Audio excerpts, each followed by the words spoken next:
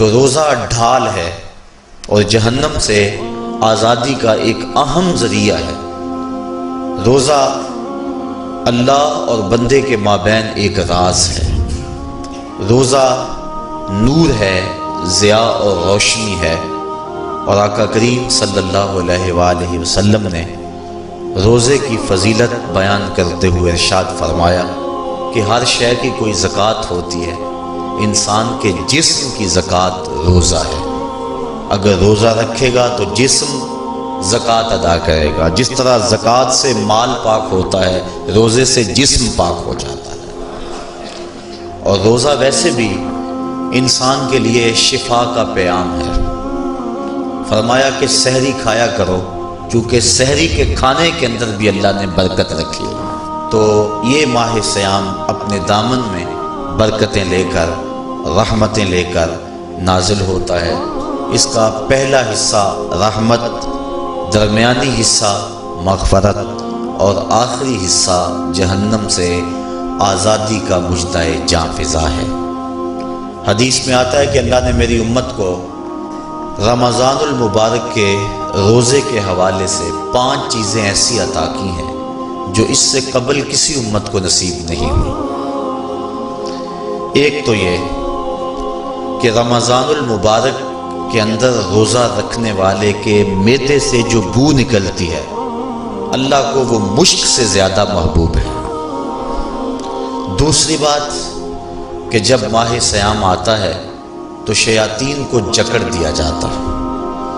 تیسری بات کہ روزے دار جب تک روزے میں رہتا ہے، فرشتے اس کے لیے مغفرت کی دعائیں کرتے رہتے ہیں۔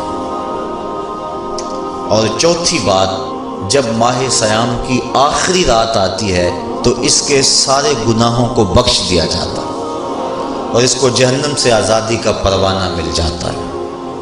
بلکہ ایک صحابی نے حضور سے عرض کی کہ آقا کریم، جو یہ جہنم سے آزادی کا پروانہ مومن کو ملتا ہے تو کیا یہ لیلۃ القدر کی رات ہے؟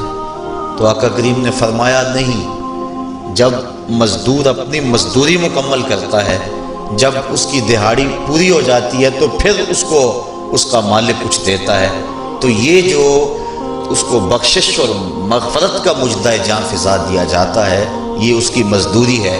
اور فرمایا کہ جو لیلۃ القدر کی برکتیں اس کو حاصل ہوتی ہیں، یہ اس کے علاوہ ہیں۔ اور یہ اللہ تعالیٰ جل شانہ نے خاص کرم نوازی فرمائی بندہ مومن پر کہ اس کو یہ بابرکت رات عطا فرمائی۔ اور 5ویں فضیلت جو اس کو دی گئی روزہ دار کو، اور حضور سے قبل جو امتوں میں لوگ روزے رکھتے تھے، یہ فضیلتیں ان کو نہیں عطا کی گئی۔ جنت کو پورا مومن کے لیے آراستہ و پیراستہ کیا جاتا ہے۔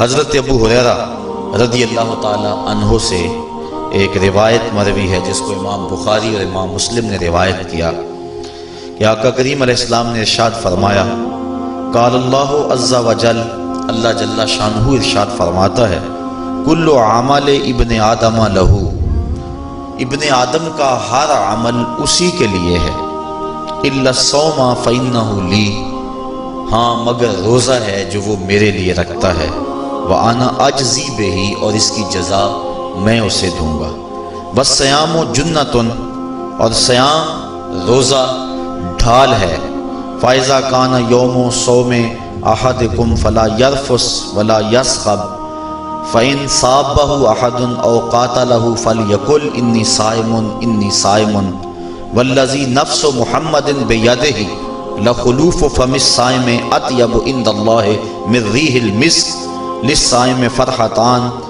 یفرحہما اذا افطر فرح بفطرہ واذا لقی ربہ فرح بصومہ۔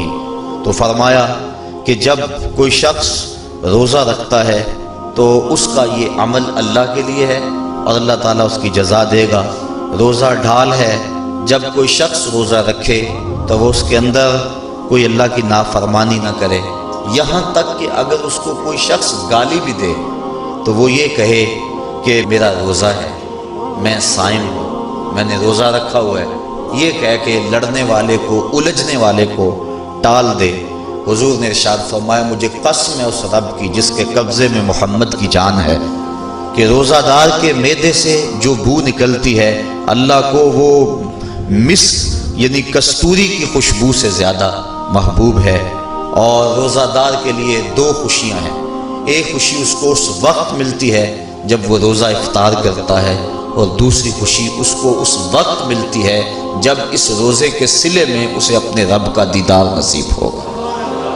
یہ بات ذہن میں رکھیں کہ اس دنیا پر سب سے بڑی دولت جو حضرت انسان کو دی گئی ہے وہ دولت ایمان ہے، اور قیامت کے دن سب سے بڑی دولت جو اہل ایمان کو دی جائے گی وہ اللہ تعالیٰ کا دیدار ہوگا۔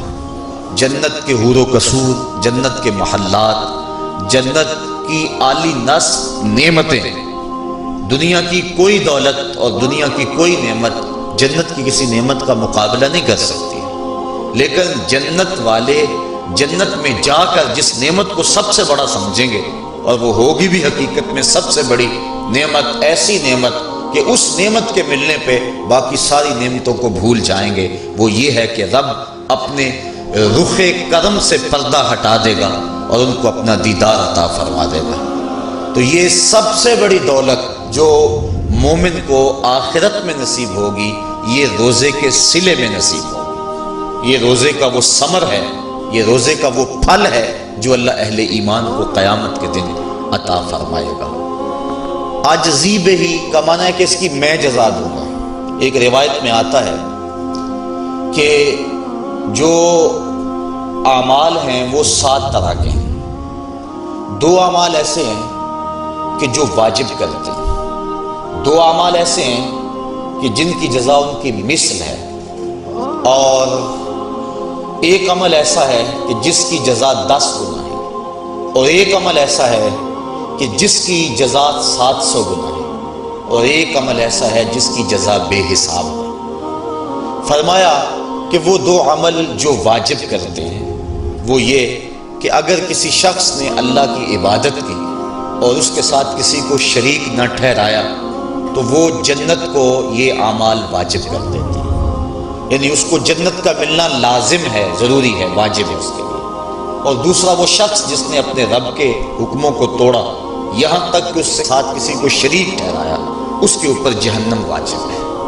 اور 2 وہ عمل جن کی جزا ان کی مثل ملے گی، ایک وہ گناہ جو اس نے کیا تو اس کی سزا اس کی مثل دی جائے گی، اور دوسری وہ نیکی جو اس نے کی نہیں ہے لیکن اس کا عزم کیا تھا تو اس کو بھی ایک نیکی کا ثواب دے دیا جائے۔ ایک عمل وہ ہے جس کے بدلے کے اندر 10 گنا اس کو اجر دیا جاتا ہے، اور فرمایا اس سے اس کے نیک اعمال مراد ہیں، اور فرمایا کہ جو اس کا چھٹا عمل ہے وہ ایسا ہے جس کے بدلے کے اندر اس کو 700 گنا اجر دیا جاتا ہے، اور وہ راہ خدا میں اس کا صدقہ کرنا ہے۔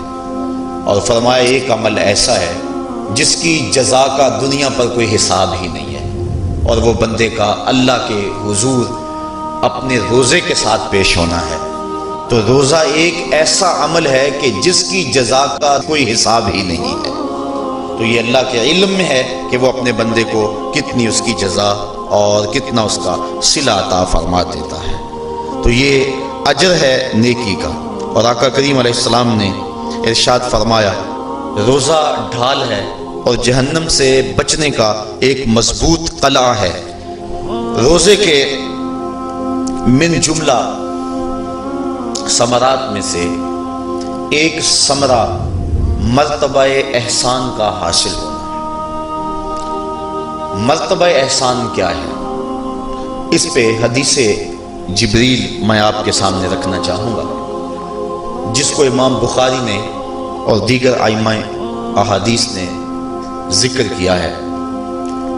مسجد نبوی کا ماحول تھا، مدینہ شریف کی فضائیں تھیں، صحابہ حضور کی صحبت میں جلوہ فراز تھے، نور بٹ رہا تھا، اجالے اتر رہے تھے، صحابہ کے من روشنی سے مالا مال تھے کہ حضرت عمر فاروق رضی اللہ تعالی عنہ فرماتے ہیں کہ ایک شخص آیا جس کی گھنی سیاہ داڑھی تھی اور اس کا سفید لباس تھا، ہم میں سے اسے کوئی جانتا بھی نہیں تھا، لیکن اپنے وجود کی تر و تازگی کی وجہ سے وہ مسافر بھی دکھائی نہیں دیتا تھا، کیونکہ مسافر ہوتا تو آثار سفر اس کے بدن سے ظاہر ہوتے، لگتا تھا جس طرح یہی کسی گلی سے نکل کے آیا ہے، لیکن چونکہ وہ وہاں کا رہنے والا نہیں تھا، ہم میں سے اسے کوئی پہچانتا بھی نہیں تھا۔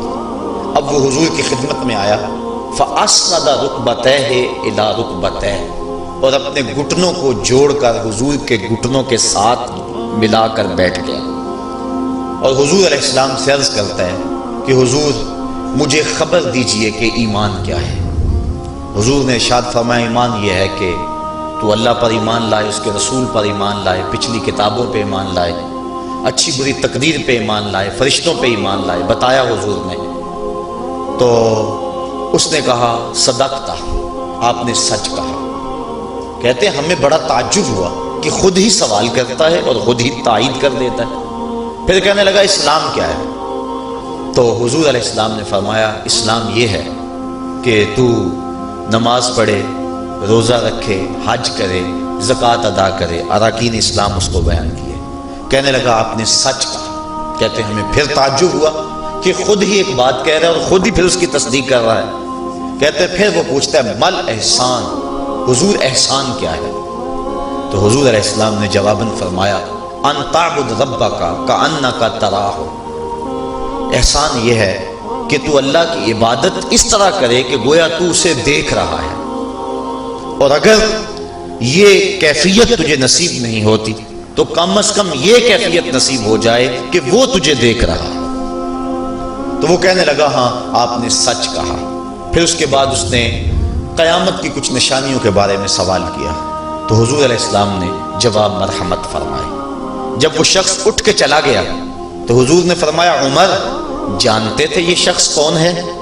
کہا اللہ و رسولہ عالم، اللہ اس کا رسول خوب جانتا ہے۔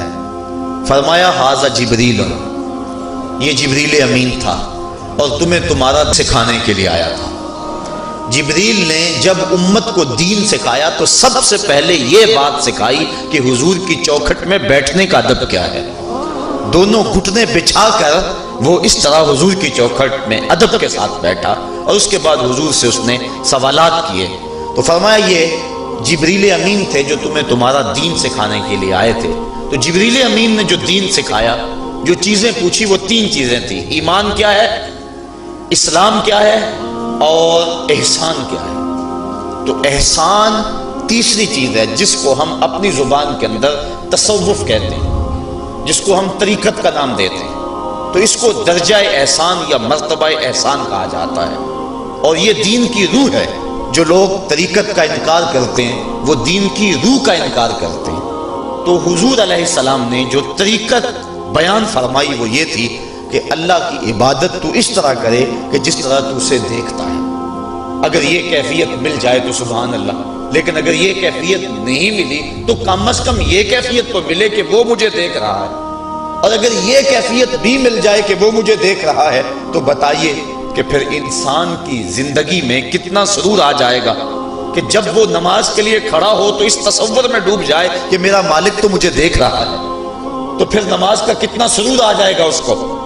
اور جب وہ کوئی اور نیک عمل کر رہا ہو تو اس تصور میں ڈوب جائے کہ میرا مالک میرے اوپر نگاہ لطف فرما رہا ہے، تو پھر اس کی کیفیت کا عالم کیا ہوگا۔ تو پہلی کیفیت کہ تو اسے دیکھ رہا ہے۔ حضرت علی المرتضیٰ رضی اللہ تعالی عنہ سے کسی نے پوچھا جس رب کی عبادت کرتے ہو کیا اس کو کبھی دیکھا بھی ہے؟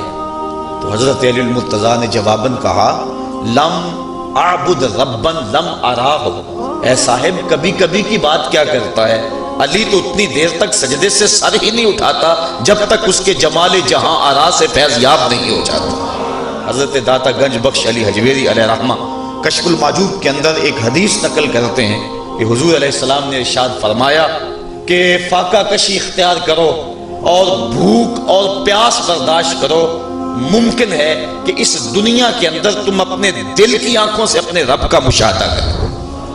تو یہ جو مرتبہ احسان ہے، جو مومن کا مقصود ہے، وہ اس کو حاصل ہوگا روزہ رکھنے سے۔ اور اگر چلو کسی روزہ دار کو یہ کیفیت نہ ملے کہ وہ اپنے رب کے جمال جہاں آرا کو دیکھ لے، اس کے جلووں کو دیکھ لے، اس کے دیدار کی دولت سے مالا مال ہو جائے، اس کا دل اس کی محبت میں ایسا ڈوبے کہ وہ جدھر دیکھے اسی کے جلووں کو ہی دیکھتا چلا جائے۔ اگر روزہ دار کو ایسی دولت نہ بھی نصیب ہو تو کم از کم روزہ دار کو یہ دولت تو ضرور ملے گی کہ وہ اس احساس میں ڈوب جائے گا کہ میرا رب مجھے دیکھ رہا ہے۔ گناہگار سے گناہگار شخص بھی کڑکتی ہوئی دوپہر میں ٹھنڈا پانی دستیاب ہونے کے باوجود ایک گھونٹ بھی حلق سے نیچے نہیں اتارتا، کیوں؟ اس لیے کہ میرا مالک تو مجھے دیکھ رہا ہے۔ تو یہ احساس اس کو آیا کہ نہ آیا؟ کاش کہ رمضان میں یہ نور جو ہم کو نصیب ہوتا ہے، یہ رمضان کا خاص نور ہے، مرتبہ احسان سے پھوٹتا ہوا یہ اجالا رمضان میں ایک گناہگار سے گناہگار شخص بھی حاصل کر لیتا ہے کہ وہ اس احساس میں ڈوب جاتا ہے کہ میرا مالک مجھے دیکھ رہا ہے۔ کاش کہ وہ اس کو اندر سمو لے اور اس کو دل کی ایک ایک پرت پہ رکھ لے اور اس کو سجا لے اور اس دولت کو پھر جانے نہ دے، تو پھر اس کے لیے گناہ کرنا مشکل ہی نہیں، محال ہو جائے گا۔ اس احساس سے پانی نہیں پیتا کہ میرا اللہ مجھے دیکھ رہا ہے، تو کیا مجھے یہ بتاؤ کہ جب وہ دکان پہ بیٹھ کے ڈنڈی مارتا ہے کہ اللہ اس وقت نہیں دیکھتا؟ جب وہ کسی کی جیب کاٹتا ہے اللہ اس وقت نہیں دیکھتا؟ جب وہ رشوت لے رہا ہوتا ہے اللہ اس وقت نہیں دیکھتا؟ کہ اللہ تعالیٰ صرف رمضان میں دیکھتا ہے، غیر رمضان میں نہیں دیکھتا؟ تو یہ احساس کاش کہ اس کے ساتھ لگ جائے کہ میرا مالک مجھے دیکھ رہا ہے، تو پھر گناہ کرنا مشکل ہی نہیں، ناممکن ہو جاتا ہے۔ ساتویں کوٹھڑی میں جب سارے دروازے بند کر کے بت کے اوپر موٹا کپڑا ڈال کے زلیخا بولی ہے تالک یوسف اب آ جاؤ نا، اب تو کوئی نہیں دیکھ رہا ہے، تو یہی احساس تھا جس نے روشنی دی۔ قال معاذ اللہ، کہا اللہ کی پناہ، تو اپنے معبود سے موٹی چادر ڈال کر چھپ گئی، لیکن میرا خدا تو ساتویں کوٹھڑی میں بھی دیکھ رہا ہے۔ پھر اتنی روشنی برسی، اتنے اجالے اترے کہ گناہ کیا، گناہ کا تصور بھی محال ہو گیا۔ تو یہ یقین، یہ اذعان کہ میرا مالک مجھ کو دیکھ رہا ہے، انسان کے لیے گناہ کو مشکل ہی نہیں، ناممکن بنا دیتا ہے۔